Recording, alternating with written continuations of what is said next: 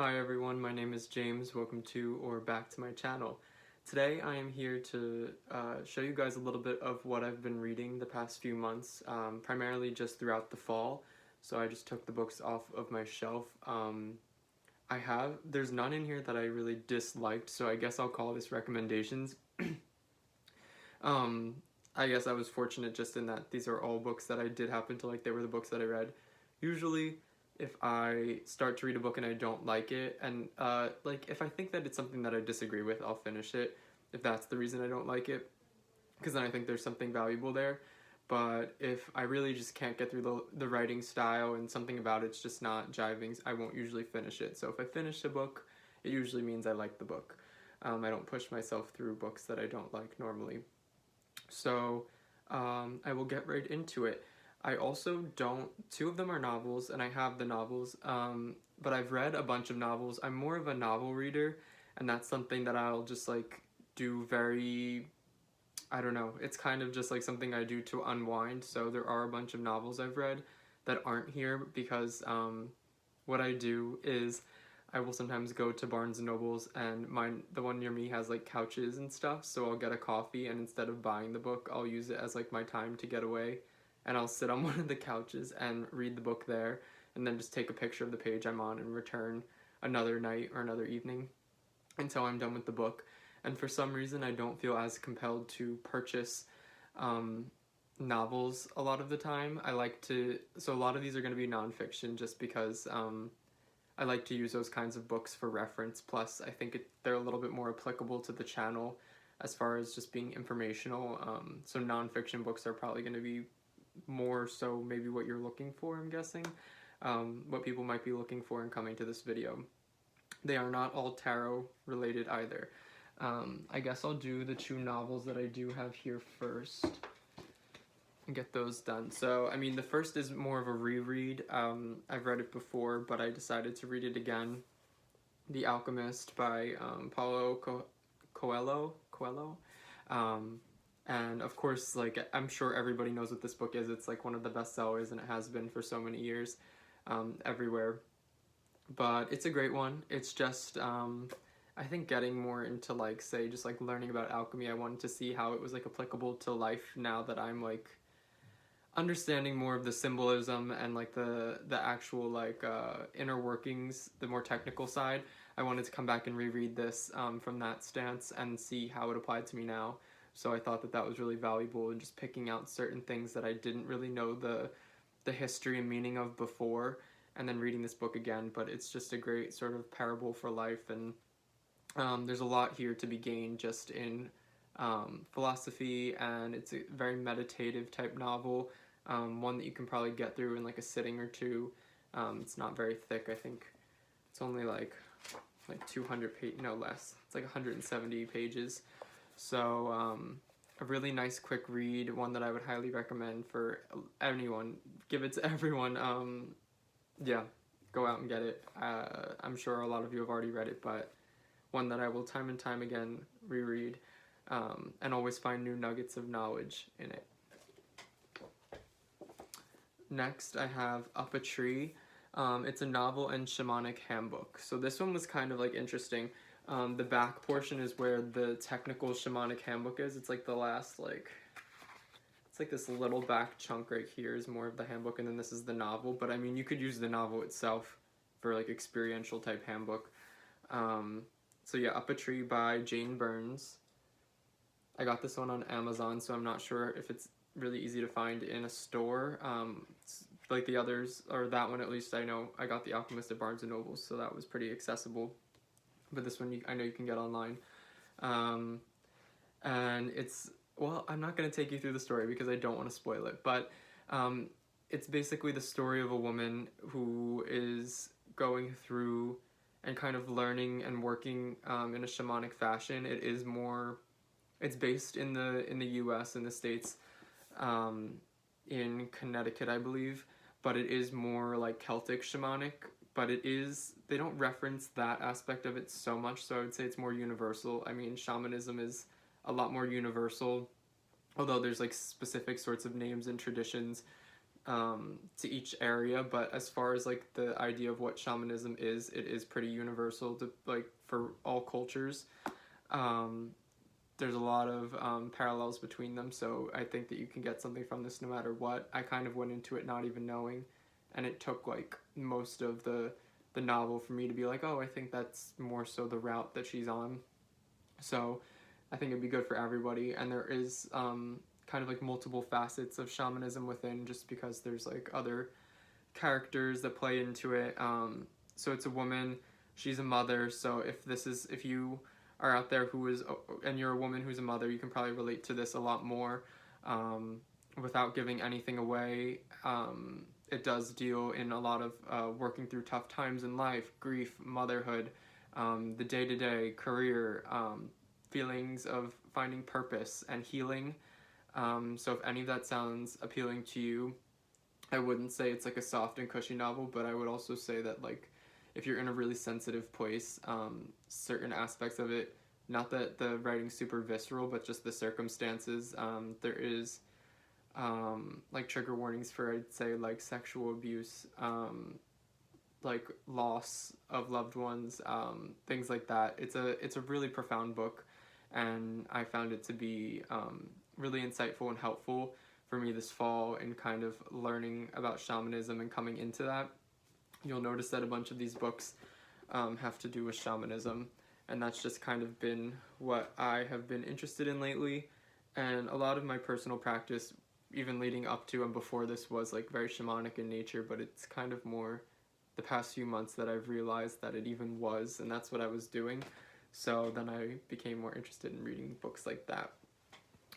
So we'll get the ones that have to do with, I guess, shamanism. Oh, there's only one other in here. I'm kind of in the shamanism books now, I guess. I thought there was one more. Maybe not. So by Oak, Ash, and Thorn, Modern Celtic Shamanism by DJ Conway. DJ Conway, I know, is a pretty well-known name. There are some tarot decks, I believe, that she has done. I think the Shapeshifter Tarot and the Celtic Dragons Tarot. Wait, do I have that up there? I think it's Celtic Dragons Tarot. I can't really see it. But, so this one is more of like a handbook or like a guide. It's not exactly like a reference book, although I think there's like appendices in the back that are really helpful. Yeah, there are. Like for words and specific things in the back. But it is a little bit more of her walk through what shamanism is. It's very comprehensive. There are exercises in here as well to teach you the sorts of lessons, so I wouldn't say it's intimidating at all. Easy to read. The wording is just very conversational in nature, I would say, and I think I have this comment about one other book where I'm going to probably be a little harsher on that one book when we get to it, but something I don't like is when authors will have like a very clear bias in what it is that they're writing and not disclose that to us. So DJ Conway, I'm pretty sure, comes from, and it's pretty, I would say, clear, even if she's not intentionally doing it, that there's a lot of like Wiccan undertones to this, in the way that she references gods and goddesses or god and goddess, and certain spiritual aspects. This is like supposed to be separate from that and more just about the shamanistic, so there's no actual religion that's meant to be tied to what is within this, but her lens is Wiccan, and I wish that she would have just said that somewhere in the book. Like, I'm totally fine, and I don't mind reading a perspective on something based on their experiences, but please tell me if you are writing more so from, say, the Wiccan lens, or if you were Christian writing about shamanism and that's influencing what I'm reading. As somebody coming into something, I think it can be misleading, and then you start to think that that exact thing is objective, and it's not. And I know that everything is subjective to an extent, but when you start to catch those undertones, for me as somebody who has read books and can like pick out the Wiccan influences, it would just be nice if she was upfront about that and let us know that was something to keep in mind when we were reading this. Because then it almost feels like it's like snuck in there, and it's like she's trying to teach you shamanism through that way. I would say that this one isn't like chock-a-block with references like that, but there's a little bit of it, but not to the point where it was super annoying. And again, all of that annoyance for me would have been circumvented if she had just said something like that or given a disclaimer. I guess on that note, I'll jump into this one, which is one that I did have a bigger issue with. Celtic, and I still like this book, and I really like that book. I think they're both great. Like, this is awesome for like an intro to Celtic shamanism. I think that it covers everything. The exercises are awesome. By the end of it, you'll really feel like you've gained something, especially if you take the time to do the exercises. So, awesome. Good for reference, too. This one. This is a really little one. It's like 100 pages. Yeah, maybe less. Like 100. Pagan Portals, Celtic Witchcraft, Modern Witchcraft Meets Celtic Ways. And it's by Mob Savage, I believe is how you pronounce it. Her. And this one you can get... this one I got online as well on Amazon. This one I got, I think, on Amazon. So yeah, these are pretty accessible, I think, if you have access to like Amazon and things, and they have all, so far, I don't think any of these are super expensive.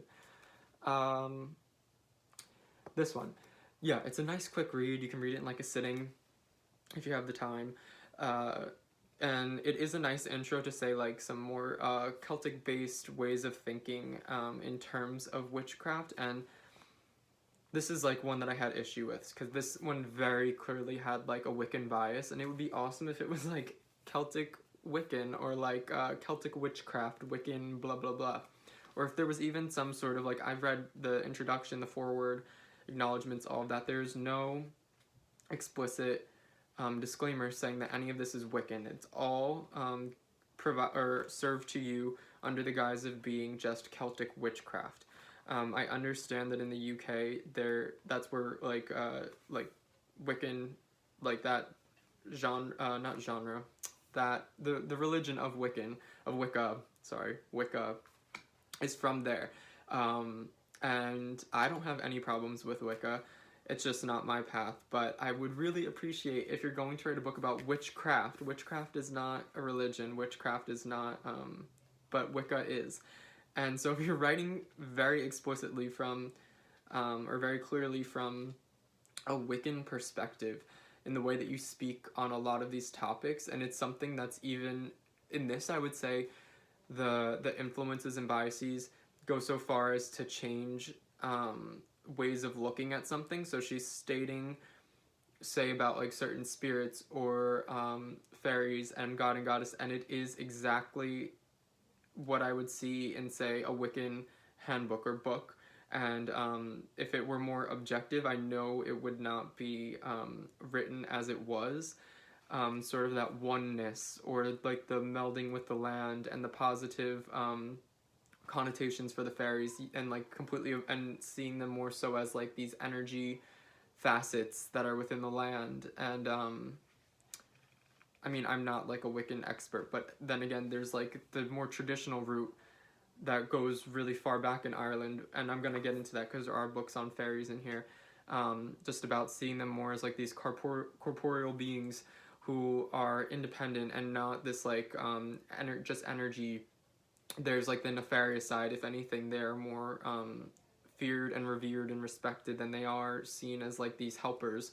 They aren't here for us. And then this book takes that approach of seeing it that way, which is very modern, kind of like New Agey and Wiccan, I would say. Maybe not all Wiccans, but I would say most Wiccan things that I've seen choose to see it or like write about it in this similar way. And I don't have a problem with that, but please tell me that you're writing from that perspective, or that these are beliefs that are more popularly held by like those of the Wiccan religion, or if you're Wiccan, because it is not actually Celtic witchcraft. It should be like, yeah, it's not quite accurate in that way. So I do think there's a lot to be had here. There's a lot of really cool tidbits, and I think it's a nice intro, but go into it knowing that it's not as objective. It is extremely subjective to, I would say, Wicca, and that they don't tell you that. So if you're a beginner, for example, that's when I think it's the most harmful, is just because like, if this is, say, the first thing you're reading and that's what you think it is, and say you've looked at things that were Wicca inspired, and it didn't call out to you, and then you pick this up thinking, okay, this is not Wicca, and then you read it and you digest the ideas thinking that that's, and it's just deceiving. Yeah, but it is a good book. Just go into it knowing ahead of time. Let's see. Okay, we'll do this because we talked about fairies. So the first one is Fairies, A Guide to the Celtic Fairfolk by Morgan Daimler. Again, one I got on Amazon. This one's a really great intro. I would say that this one is like extremely objective. She's clearly taken the time.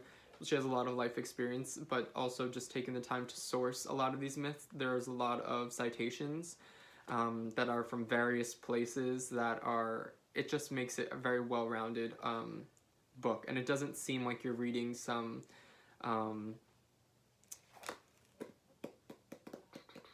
like a literary essay or like a thesis or something. It doesn't feel like that with the citations. It feels very still like she's just having a conversation and telling you about her experience, but she's citing a lot of sources. She puts in her 2 cents, but then she says, but like, oh, these people think this and some think that. So she makes the effort to give you the full spectrum of views and opinions on any given topic she talks about, which I really like. And when she is speaking about things that are more personal or based on her personal experience, she tells you that, and it's a story based in like first person where you're seeing it in that way. So there is no sort of she's not trying to deliver it to you as this like completely unbiased objective narrator, and she makes such goes to great lengths to make sure that you are getting all of the possible facets of anything in this. You see like there's descriptions of the different types of fair folk, and those are very extensive. There's animals, times of year, various legends, how to interact with them, how time works, food and stuff. Like it just covers the full spectrum. I think if you're looking to learn about like the fair folk, primarily the Celtic fair folk, this is a really good place to start, just in getting a kind of foothold into like a little bit of everything. Really recommend this one. Next, we have Meeting the Other Crowd, The Fairy Stories of Hidden Ireland by Edie Lenahan and Carolyn Eve Green. This is one I also got on Amazon. I believe, yeah, I got this on Amazon. And I was kind of surprised. It is almost like a series of like short stories or short like essays, stories. The whole entire thing is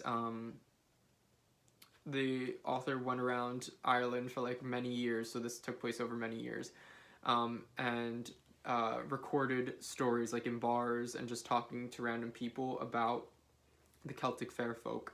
And so a lot of it's all legends, so some are shorter and longer, but I would say they're all just a few pages, and they literally are just transcribed from the recording. So she took the recording, made sure it was written as it was, so it is a little bit difficult with like the accent, and especially with like the older generation and their slang. So I would say that it takes like a little bit to get accustomed to, but eventually you get going, and she tries to make a point to let you know what certain words that you might not know are. And then in the beginning and end, she has like almost a little like paragraph that surmises maybe the lesson to take away or something about the fair folk within it, within like the story that we should really pay attention to and learn from. Maybe it's like a technical aspect, or maybe it's more of like the yeah, a lot of it is she's trying to point out the technical aspects within the actual story that's being told. So it's a bunch of short stories. They're all very entertaining and colorful and different, and she makes an effort to put them in an order that works. Like there's certain sections about, let me think, like there's like part 1, the queerest thing I ever saw, who they are and what they want, and all the stories kind of somewhat fall under the umbrella of trying to figure that out. That's the next part. Sorry if there's some noise. I think there's some people over downstairs. I'm trying to find. I know that there's at least 3 parts, and I want to just give you guys an idea of what another one might be. Where are they? Oh, there. Okay. Part 3, their own way of collecting gifts, punishments, and other outcomes of fairy encounters. And so all of these, yeah, go into that, and there's like, they all have like a title, a little part. She tells you when the story was sort of recorded. She'll give you some history on the person if she knows them. She may, there's a lot of efforts to, I'd say, get to know the people who she is learning the stories from. So she'll tell you if someone is like believed to be more reliable or less reliable based on her own perceptions, findings, what she's heard from other people. If it's like a Joe Schmo, she'll be like, oh, take what you will from it. And if it's somebody who's really reputable in, say, a community, like a priest, then the story, and if it's like a story that she's heard multiple times, like she'll let you know, kind of thing, and say like this is part of the part 3, a transaction with the other crowd, and you get like. So yeah, I really liked this one, and I wasn't expecting it to be in the format of short stories, but it was actually really informative and fun to read it like that. So I would recommend this one. I'd recommend them all for what it's worth. Okay, then we have, this was just kind of like a random one, Chakras, Plain and Simple by Sasha Fenton. The only book you'll ever need. Okay, I don't know if that is the case, and I know that there are a lot of these, this type of book.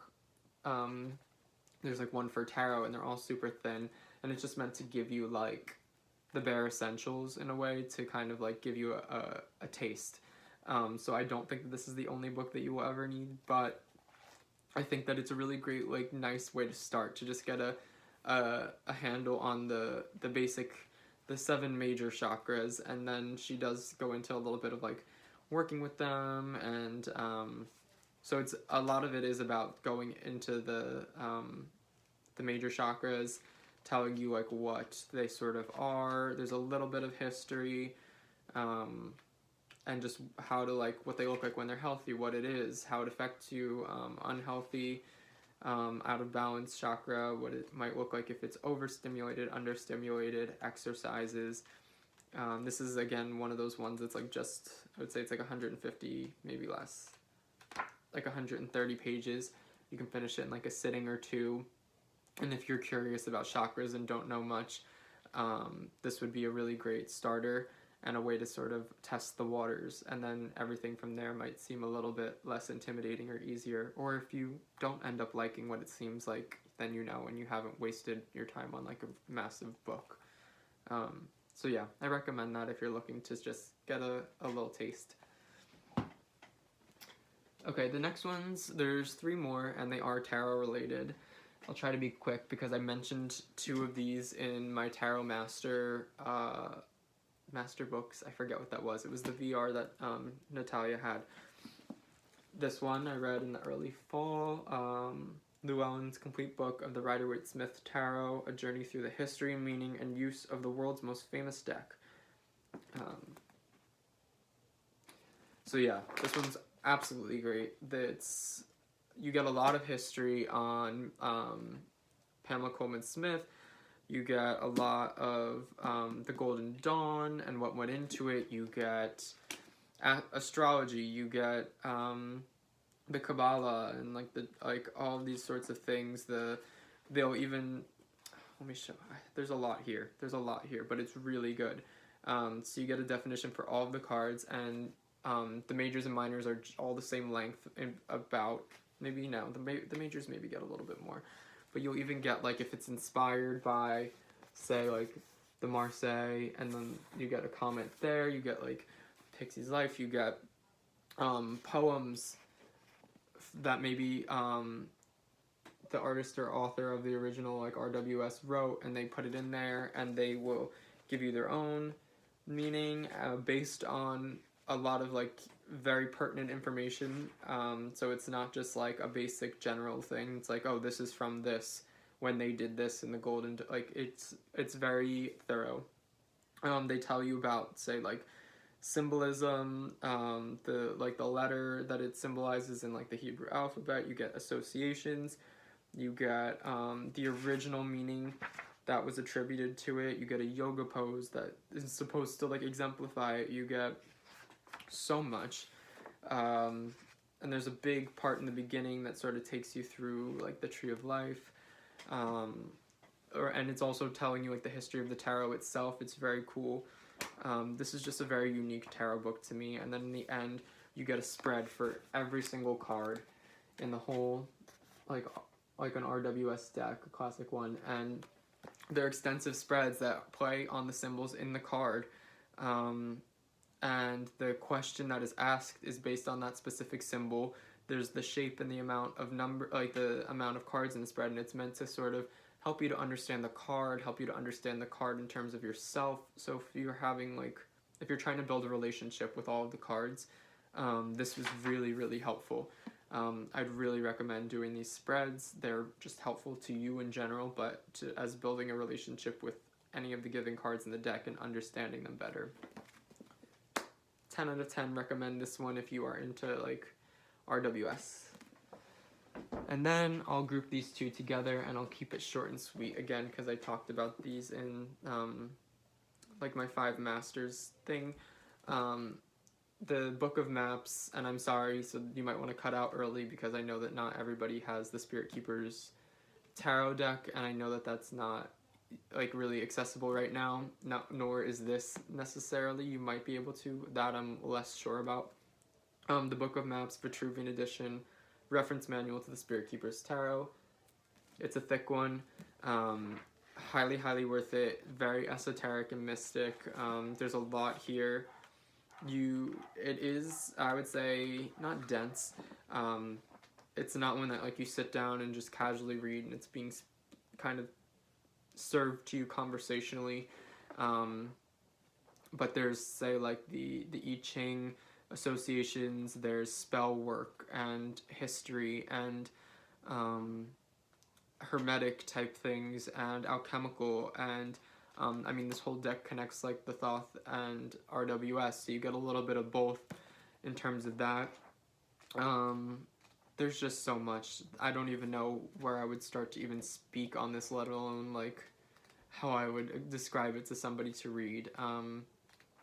There's just so much. There's spreads, there's this, there's ephemeris charts, there's a crazy amount of information. So if you're looking for like an information overload and you're just like really craving that, not even like just, I just think it's so worth it. So if you are able to get a copy of this, by all means do it, even if you don't have the deck. I think there's just so much in here of worth. And then on a similar note, this is also, this is the Spirit Keepers Tarot medium white book for the Vitruvian edition.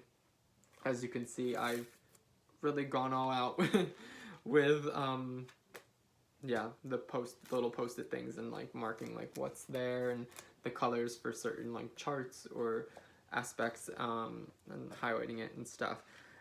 It's basically, it's different information, so I would say that like, which is awesome. You know, you would think, oh, this has this, like, a lesser extent, but just the same stuff as, say, the Book of Maps. And that is not the case. The definitions in this are completely worded differently.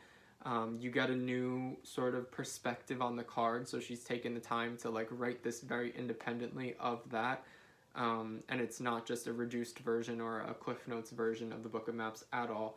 There are different charts. I would say that this one is, like, just a little bit easier to digest on like a cursory level, but there's still so much in here. So if the Book of Maps looked intimidating and you have like say this in the Book of Maps and you want to just like, you're a little nervous or you're not sure and you don't want to go full in, start here. And you won't feel like you're rereading the same information in the Book of Maps. I would say they have almost like similar tone to them and similar, talking about similar things, but like the subject matter is similar, but not the same, not even close to the same. So it's just as much worth it. And I would pair those two together in a way. I mean, they are meant to be paired together. So those are the books that I have here that I've read this past fall that I would like to recommend to you guys. Let me know what you thought of any of those books, if you've read them and what you thought. If you decide to read any of them, I'd be curious to know what you think about them, and if you have similar or very different ideas on what you gained from those books. I hope you guys are all having a nice day. I think that this might be something that I want to do seasonally. Maybe come like spring, I'll have just the books that I read in the winter. Who knows, this might just be something I do when I have enough books going to be worth talking about. Anyway, I hope you are all having a nice day. Until next time, bye.